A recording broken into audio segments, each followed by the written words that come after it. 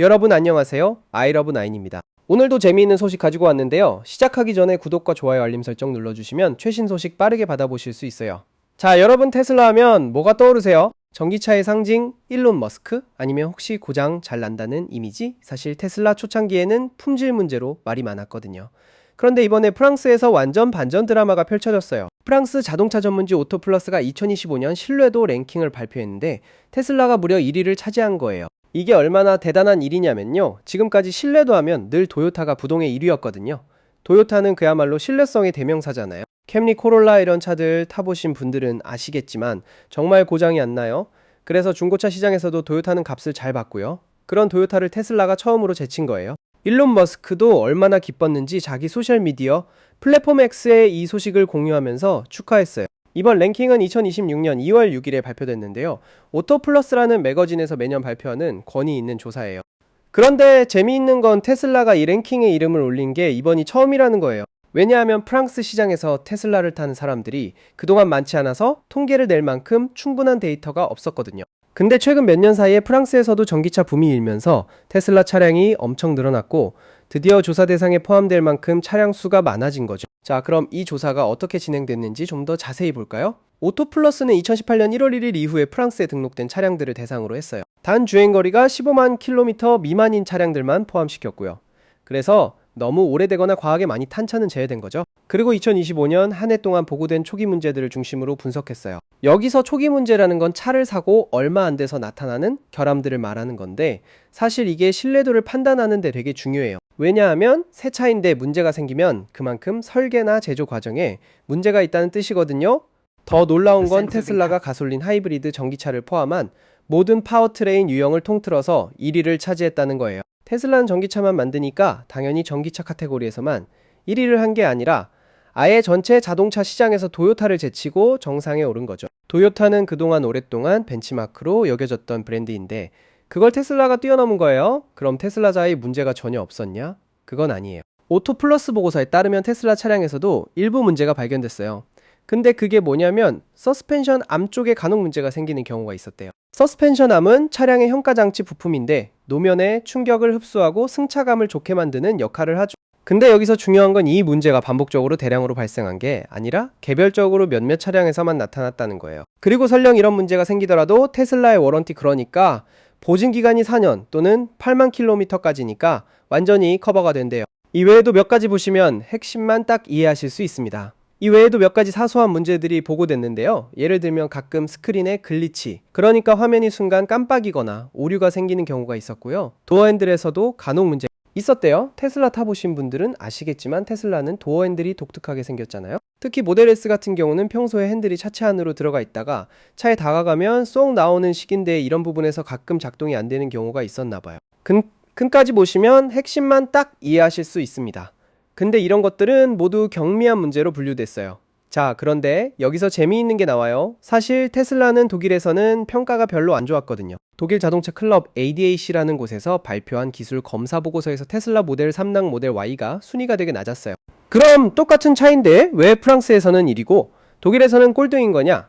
이게 바로 평가 기준의 차이 때문이에요. ADAC는 차량 검사를 할 때 브레이크 디스크 마모 같은 특정 부품의 상태를 엄청 중요하게 봤어요. 브레이크 디스크가 얼마나 다리는지, 표면이 고르지 않은지 이런 걸 집중적으로 체크한 거죠.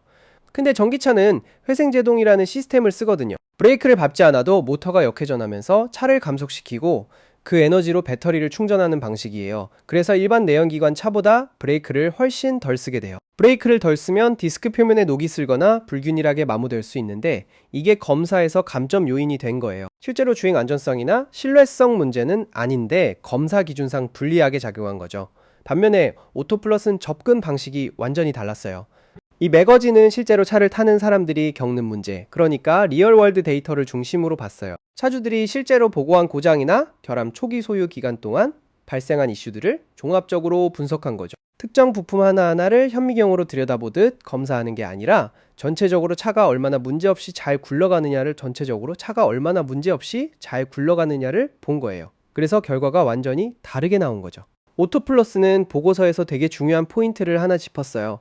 전기차는 내연기관 차에 비해 움직이는 부품이 훨씬 적다는 거예요. 내연기관차는 엔진 안에 수천 개의 부품이 들어가고 실린더가 왔다 갔다 하고 밸브가 열렸다 닫혔다 하고 오일이 순환하고 배기가스 시스템도 복잡하잖아요. 근데 전기차는 배터리에서 모터로 전기만 보내면 되니까 구조가 훨씬 단순해요. 부품이 적으면 고장날 곳도 적은 거죠. 그래서 전기차가 본질적으로 신뢰성이 떨어진다는 편견은 사실이 아니라고 강조했어요. 물론 오토플러스도 자기들 분석에 한계가 있다는 걸 인정했어요. 모든 조사가 완벽할 수는 없으니까요. 샘플 사이즈가 더 크면 좋을 거고 시간이 더 지나면 장기 신뢰성 데이터도 나올 거고요. 근데 그럼에도 불구하고 테슬라가 처음 랭킹에 진입하자마자 바로 정상을 차지했다는 건 정말 의미 있는 일이에요. 이 결과가 시사하는 바가 뭐냐면요. 전기차에 대한 인식이 바뀌고 있다는 거예요.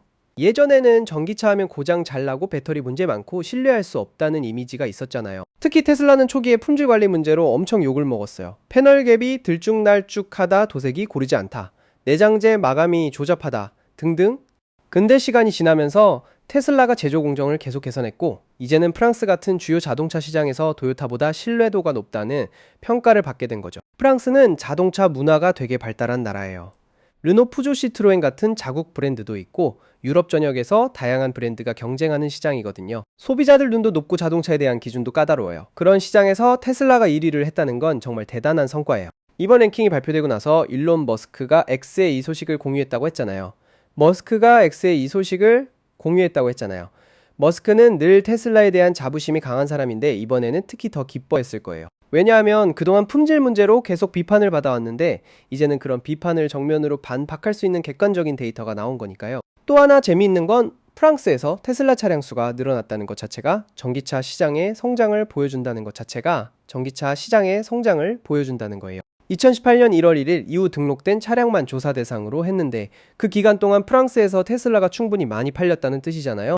유럽은 환경 규제도 엄격하고 전기차 보조금 정책도 활발해서 전기차 보급이 빠르게 늘고 있거든요. 그 흐름 속에서 테슬라가 확실하게 자리를 잡은 거죠. 이제 전기차에 대한 내구성 데이터가 점점 더 많이 쌓이고 있어요. 초창기에는 전기차를 몇 년 타면 배터리가 다 닳아서 차를 버려야 된다는 이야기도 있었는데 실제로는 그렇지 않다는 게 증명되고 있어요. 테슬라 차량 중에는 50만 킬로미터, 100만 킬로미터 넘게 탄 차들도 있고 배터리 성능도 생각보다 훨씬 오래 유지된다는 보고가 계속 나오고 있거든요. 오토플러스가 이번 조사에서 주행거리 15만 킬로미터 미만 차량만 대상으로 했다는 것도 주목할 만해요. 15만 킬로는 대략 10만 마일 정도 되는데 이 정도면 차를 몇 년 타면 나오는 거리예요. 그래서 초기 품질과 중기 내구성을 동시에 볼 수 있는 거죠. 너무 새 차만 보면 장기 신뢰성을 알 수 없고 너무 오래된 차만 보면 최신 모델의 개선 사항이 반영 안 되니까 이 정도 기준이 적절한 것 같아요. 그리고 이 조사가 2025년 한 해 동안 보고된 문제들을 다뤘다는 것도 중요해요. 최신 데이터인 거죠. 자동차 산업은 엄청 빠르게 변하거든요. 1년 전 모델이랑 최신 모델이랑 제조 공정이 다를 수도 있고 소프트웨어 업데이트로 문제가 해결될 수도 있고요. 특히 테슬라는 무선 업데이트를 통해 차량 소프트웨어를 계속 개선하잖아요. 그래서 최신 데이터가 더 의미 있는 거예요. 이번 소식을 접한 테슬라 오너들은 엄청 기뻐했을 것 같아요. 자기가 타는 차가 신뢰도 1위 브랜드라는 거잖아요. 중고차 가격도 좀 더 잘 받을 수 있을 거고요. 반대로 테슬라를 살까 말까 고민하던 사람들한테는 확실한 구매 동기가 생긴 거죠. 도요타 입장에서는 좀 충격일 수도 있어요. 수십 년 동안 신뢰성 1위 자리를 지켜왔는데 전기차 회사한테 그 자리를 내줬으니까요. 근데 이게 꼭 나쁜 것만은 아니에요. 경쟁이 있어야 발전하니까요. 도요타도 분발해서 전기차 기술을 더 개선할 테고 테슬라도 긴장의 끈을 놓지 않고 품질 관리를 계속 철저히 할 거예요. 앞으로 다른 나라에서도 비슷한 조사 결과가 나올지 궁금하네요. 프랑스는 유럽의 한 시장이고 미국이나 아시아 다른 유럽 국가들에서는 또 다른 결과가 나올 수 있으니까요. 각 나라마다 도로 환경도 다르고 기후도 다르고 운전 습관도 다르니까 신뢰도도 달라질 수 있거든요. 어쨌든 이번 프랑스 신뢰도 랭킹은 전기차 역사에서 되게 의미 있는 이정표가 될 것 같아요. 테슬라가 처음으로 전통의 강자 도요타를 제쳤고 전기차가 내연기관 차만큼 아니 그보다 더 믿을 만하다는 걸 보여줬으니까요. 자, 오늘은 여기까지 알아봤는데요. 테슬라가 프랑스에서 도요타를 제치고 신뢰도 1위를 차지한 소식 정말 흥미롭죠? 앞으로 전기차 시장이 어떻게 변할지 아이러브9 채널에서 계속 전해드릴게요. 오늘 영상 재미있게 보셨다면 구독과 좋아요, 알림 설정 꼭 부탁드리고요. 다음에 더 재미있는 소식으로 찾아올게요. 오늘도 시청해주셔서 감사합니다.